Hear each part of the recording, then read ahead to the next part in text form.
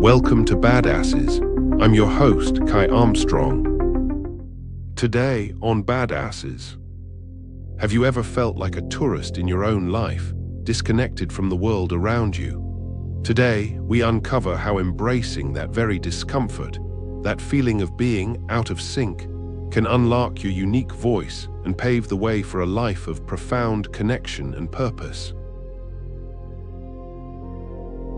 Have you ever felt like a foreigner in your own life? Standing in a fluorescent-lit American supermarket, Bill Bryson stares at endless rows of breakfast cereals, overwhelmed by choice. After decades in Britain, this should feel familiar. Instead, he's drowning in the sheer Americanness of it all. The irony isn't lost on him. A man who's made his fortune helping others see the world through fresh eyes can't recognize his own homeland. In Des Moines, Iowa, 1951, a young Bill Bryson sits in the bleachers at a baseball game. While other kids leap to their feet, caught in the fever of the crowd, he notices different things. The way sunlight catches dust motes above the field, how the hot dog vendor's call creates a peculiar rhythm with the crack of the bat. Even then, he wasn't just watching the game. He was watching the watchers, feeling that familiar disconnect between himself and the collective joy surrounding him. This outsider's perspective wasn't a choice. It was his natural state of being. Growing up in a family of journalists, you might think observation would be celebrated. But Bryson's gaze went deeper, past the obvious headlines to life's quiet footnotes. While his parents chased stories, he collected moments, cataloging the strange ballet of human behavior that others overlooked. At 22, Bryson packed a backpack and fled to Europe. This wasn't the carefully planned gap year of today's youth. This was a headlong rush toward difference, toward the promise that somewhere in the unfamiliar, he might finally feel at home. Landing in England with barely enough money for a hostel bed, he found work at a psychiatric hospital.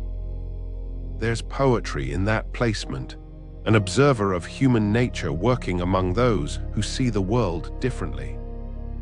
The London he discovered wasn't the London of postcards.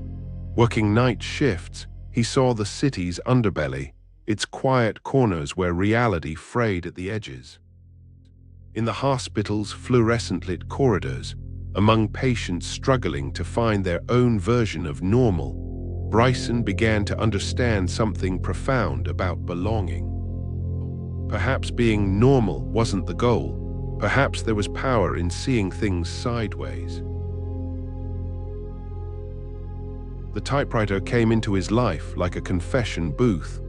Late at night, after shifts at the hospital, Bryson began transforming his observations into words. His first attempts weren't about grand adventures or scientific discoveries.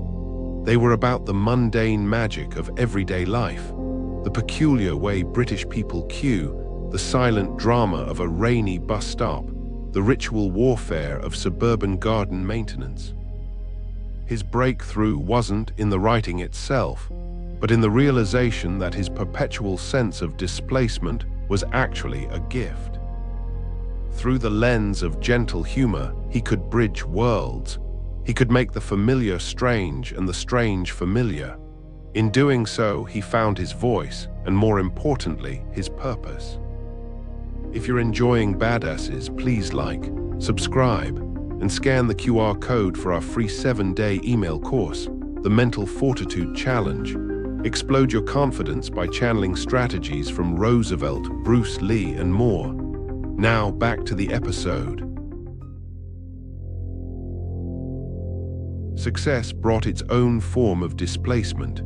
As Notes from a Small Island climbed bestseller lists, Bryson found himself in an unexpected position, the outsider who had become an authority.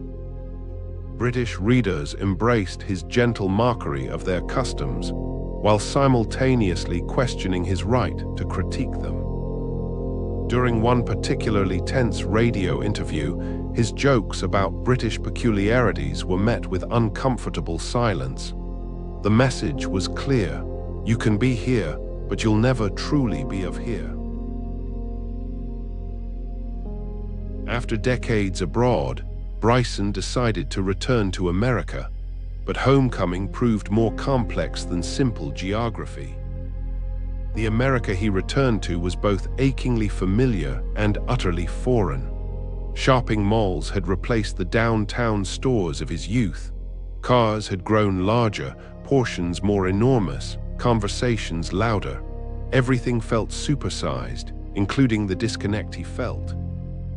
This displacement led to his most ambitious journey yet, hiking the Appalachian Trail, not as a feat of physical endurance, but as an attempt to reconnect with the American landscape itself. With his friend Stephen Katz, he ventured into the wilderness, two middle-aged men seeking something they couldn't quite name. What they found wasn't what they expected. The trail broke them down physically and mentally. Yet in that breakdown, Bryson discovered something profound. The discomfort wasn't something to overcome, it was something to embrace. Each blister, each wrong turn, each bare paranoid night in the tent taught him that growth doesn't come from finding comfort. It comes from learning to dance with discomfort. Today, Bryson's works aren't just travel books or science explanations. They're guidebooks for seeing the world through fresh eyes. His greatest gift isn't in making foreign places familiar, but in making familiar places foreign enough to see them anew. His perpetual sense of being slightly out of step with the world became his greatest strength. Standing in that American supermarket, overwhelmed by choice, Bryson finally understood. Home isn't a place, it's a perspective. His lifelong feeling of displacement wasn't a flaw to fix, but a lens through which to view the world. And here's where his story becomes your challenge. When was the last time you felt like an outsider? Instead of rushing to belong, what if you leaned into that perspective? What if you turned your discomfort into insight? Bryson's life teaches us that our greatest strengths often hide in our perceived weaknesses. Your feeling of being out of sync might just be your superpower waiting to be discovered. Perhaps home isn't a place at all, but a story waiting to be written. And you, like Bryson, might find that the very thing that makes you feel different is exactly what makes you extraordinary. On the next episode of Badasses, Bill Bryson showed us how embracing ignorance can fuel a lifelong journey of discovery, transforming an ordinary life into an extraordinary adventure. But what happens when curiosity meets the seemingly impenetrable wall of complex information? Imagine a world where the very language of information is unlocked, paving the way for the digital age. What if I told you there was someone who not only embraced that challenge, but did so with an infectious sense of play and wonder? Stay tuned, because this week, we'll uncover the story of a playful tinkerer whose insatiable curiosity reshaped our understanding of information itself, leaving an indelible mark on the modern world. You won't want to miss this one. Please like, subscribe, and scan the QR code, or follow the pinned link to get our free 7-day email course, the 7-Day Mental Fortitude Challenge. What if 7 days could make you bulletproof? Steal confidence strategies from warriors, rebels, and icons who turned panic into power. Click the video that just popped up to watch the next one in this series. Or for episode summaries, behind-the-scenes info, and more, go to daily8.com/BA. Thanks for watching.